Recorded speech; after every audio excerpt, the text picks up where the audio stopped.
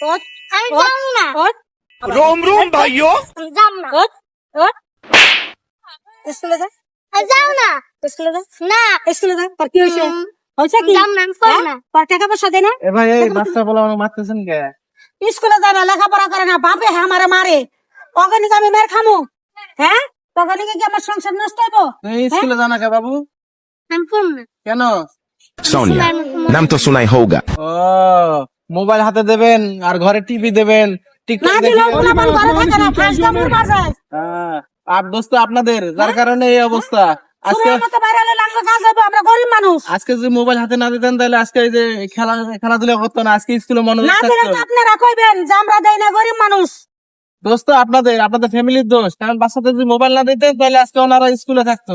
চল বাড়িতে ল, তুমি স্কুলে যাও, চল, যাব না। টিকটক করা লাগবে না, ছোট মানুষ আগে পড়াশোনা করো, চলো। পড়াশোনা করলে ভালো মনোযোগ না, আমি সহকারে যাবো না। যাও স্কুলে যাও বাবু, যাও স্কুলে যাও, যাও যাও স্কুলে যাও, পড়াশোনা করো।